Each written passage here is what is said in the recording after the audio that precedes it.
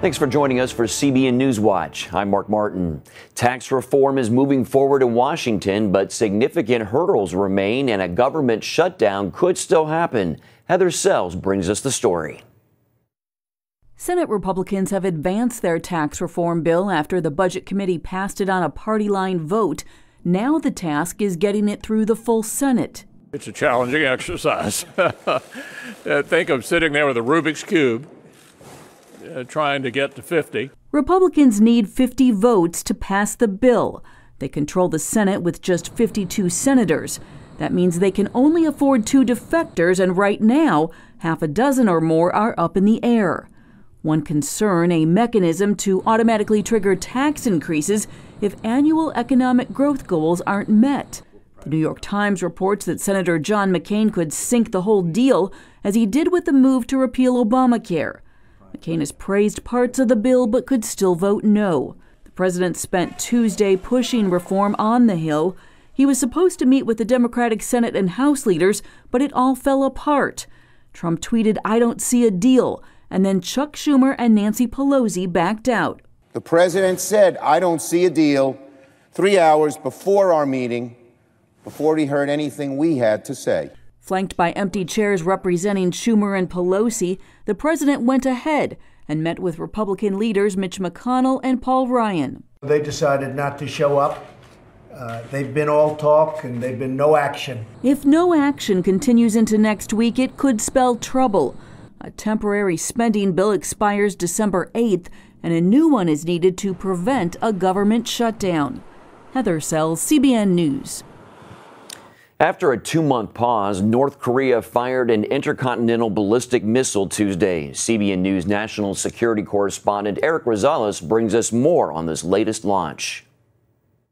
Within moments of the missile launch, the North American Aerospace Defense Command, known as NORAD, determined that the ICBM did not pose a threat to North America, our allies, or our territories. A Pentagon spokesman told CBN News the missile traveled eastward about 1,000 kilometers before splashing down in the Sea of Japan, within Japan's economic exclusion zone. It went higher, frankly, than any previous shot they've taken. It's a research and development effort on their part to continue building ballistic missiles that could threaten everywhere in the world, basically. Defense Secretary James Mattis said South Korea did fire a precision missile strike of its own just minutes after the launch in a show of retaliation. The bottom line is it's a continued effort to build a threat, a ballistic missile threat that endangers world peace, regional peace, and certainly the United States. President Trump was briefed while the missile was still in the air. We will take care of it. It is a situation that we will handle. Before the test, North Korea had fired 22 missiles since February. A recent assessment by the Defense Intelligence Agency indicates the North could be prepared to produce a nuclear-ready ICBM as early as next year. Eric Rosales, CBN's national security correspondent, joins us now. Welcome, Eric. Hey, thank you so much. First of all, how far did the missile travel? Well, I tell you what, this is, as Secretary Mattis said, this is the most advanced missile that we have seen from North Korea just yet. It traveled 2,800 miles. That is literally 10 times higher than the International Space Station. It had a flight time of around 54 minutes. And this is literally one of the most advanced missiles that we have seen so far. And it really does send a strong message to the United States that all these sanctions, they just are not going to stop them. What else do we know about the latest launch, Eric? Well, I tell you what, you know, they have 3 phases to a rocket. They have the booster phase, and then they have the mid-range, and then they have the re-entry. And definitely North Korea has been able to master both the booster and the mid-range. Now they're having to work on the re-entry, and that's what this missile launch was all about. It's actually, part of the missile did actually blow up when it came back into re-entry, and that is definitely good news for the United States. But many experts say that it's only going to take less than a year until they're able to master that re-entry. What can the UN Security Council do to stop North Korea? Well, that's the thing. I mean, we're already doing sanctions. We're starving these people. They are definitely, North Korea is definitely getting help from somewhere, both Russia and China. They're not doing this advanced technology on their own. So I think the UN Security Council is really going to have to really look at the international banks in both China and Russia and possibly even go after them. All right, Eric Rosales, our national security correspondent. Thanks for being with us, sir. Hey, thank you so much. In other news, Michigan Congressman and civil rights leader John Conyers is facing more pressure to resign after another woman came forward with allegations of sexual harassment. Former aide Deanna Marr, who worked in Conyers' office in Michigan, told the Associated Press that he came to her hotel room and undressed down to his underwear when she visited D.C. in 1997. Conyers did not touch her or make any advances, but the message was loud and clear, she said. It's the latest in a series of accusations of misconduct that has triggered an ethics investigation. Conyers' attorney says the congressman asserts he is not guilty of harassing the women. The Supreme Court affirmed a victory for prayer at school board meetings in Texas. The justices declined to hear an appeal of a circuit court's ruling that upheld student-led prayers before meetings of the Birdville Independent School District. Students are allowed to make statements before the meeting, and most offer a prayer. A former Birdville High student and member of the American Humanist Association filed a suit. He said the prayers made him feel violated and uncomfortable. The president of Indonesia says the danger associated with an erupting volcano on the island of Bali has not passed. He warned anyone in the exclusion zone to get out for the sake of their safety. The airport did reopen Wednesday. Volcanic ash shooting 25,000 feet in the air drifted, leaving clean airspace above the airport. Authorities say around 40,000 people are staying in more than 200 shelters. Coming up, a healthy eating plan that's so easy a caveman could do it. Get the secret behind the Paleo diet next.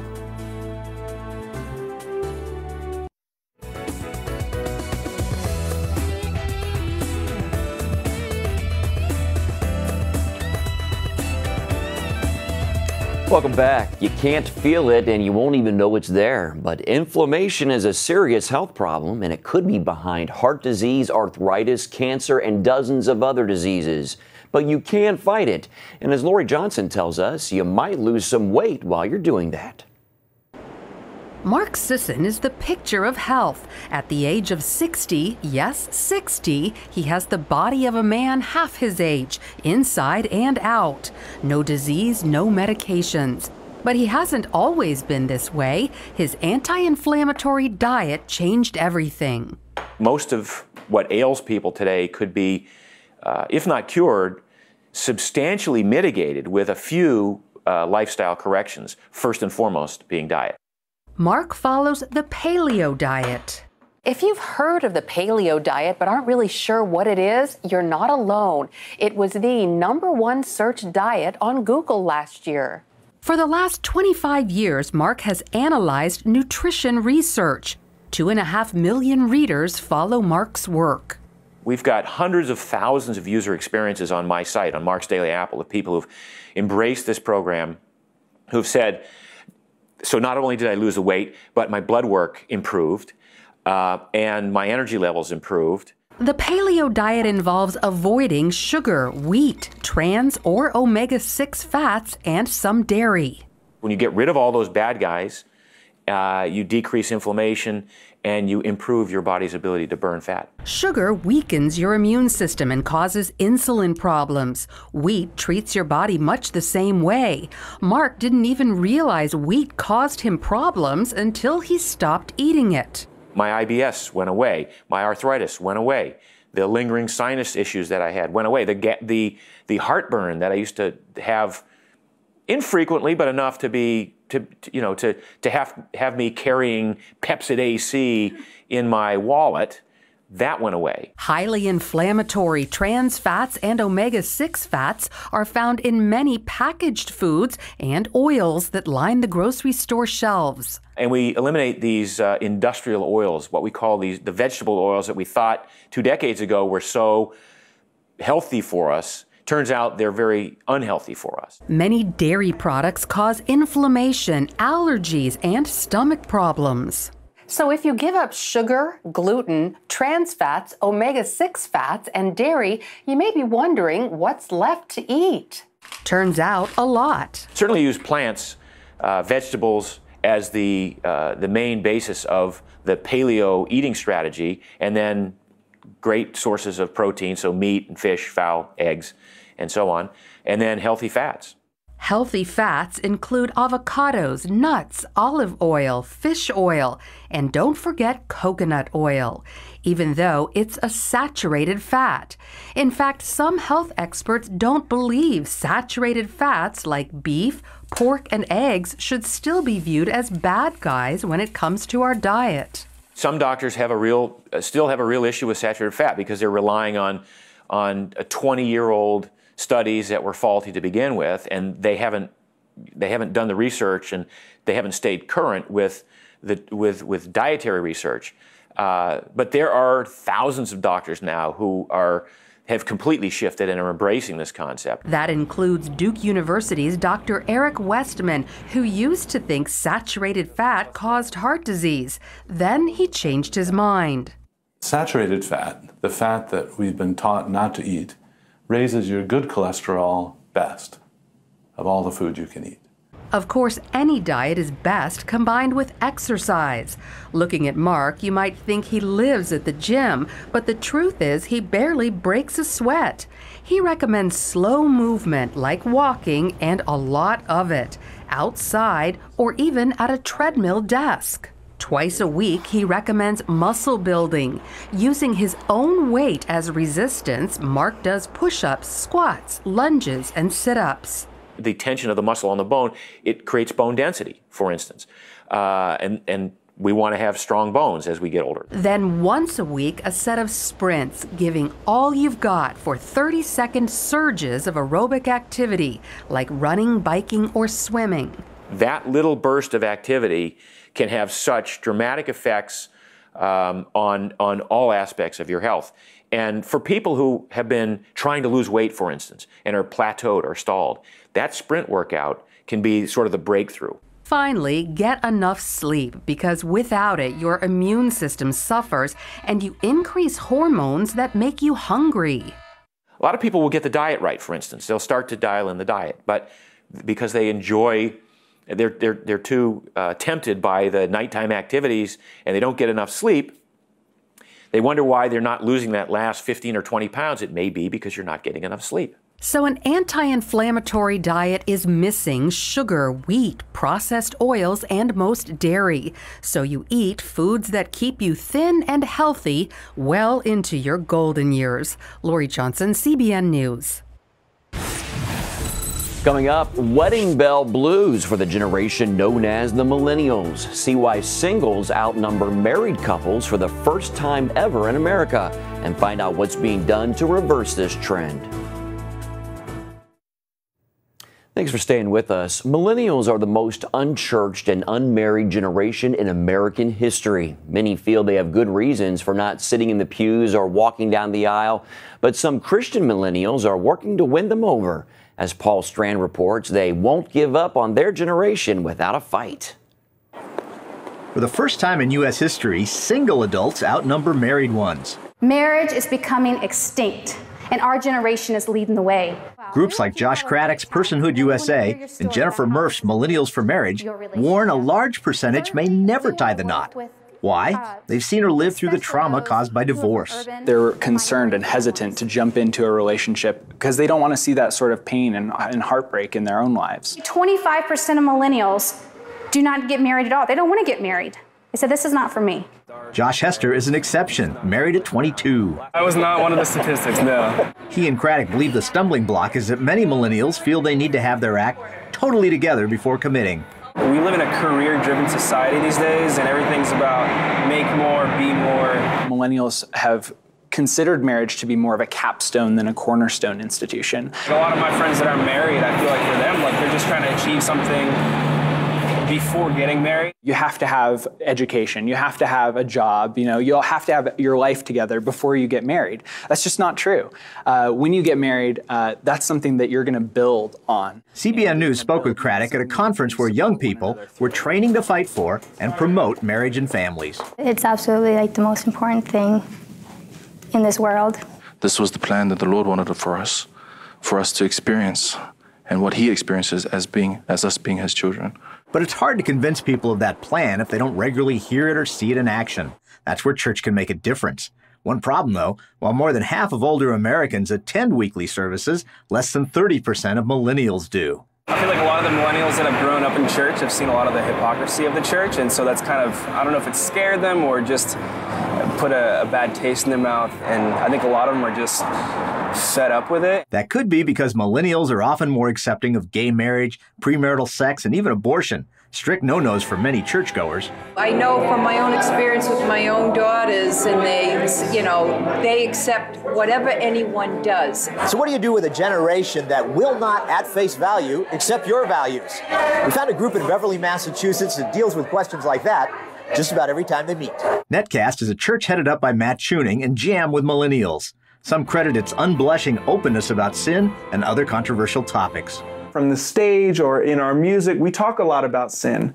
And we talk about a lot of our own sin because we're sinners, saved by grace through faith alone in Christ alone. He actually tells us the things he did, so we're sitting, and all the millennials are sitting there saying, wow, I can be saved because he did the same thing I did. That rawness, that element of authenticity really marks our generation. Therefore, it ought to mark the churches that are trying to reach our generation. He says stuff that 50% of the time he probably shouldn't say, but I think people love that. And when it comes to talking about issues like sex, gay marriage, and abortion, Netcast shows no fear. We're not afraid of those conversations at all. We're happy to engage in those conversations. The key, he says, is always putting Jesus first. No debate goes on without considering Christ and what he says. When you do that, it just makes the argument a little less ferocious. And if we could get Jesus right, then these other things will begin to fall into place. The church also has an enormous mission, and Tuning says millennials love a cause and vision that's huge and meaningful, like reaching the 1 million people living around them. In the next 32 years, for us, we want to plant about 100 different churches and mobilize about 100,000 people. But is this seemingly unchurched generation ready to serve God, ready to have faith? Because of the world that we live in today, I think that more and more the millennials are searching for their own meaning of why they're here, their meaning of life. Speak to them in their language, and they're anxious to hear. Having wrestled through those things, I think, is a very appealing thing to the millennial generation. They want answers. Doesn't mean their hunger for God isn't just as real. Paul Strand, CBN News, reporting from Netcast Church in Beverly, Massachusetts. Thank you, Paul. Great to see Christian millennials stepping up and getting out there and reaching their generation. We'll be right back with more of CBN NewsWatch. Stay with us. First Lady Melania Trump has added a new touch to this year's Christmas decorations at the White House.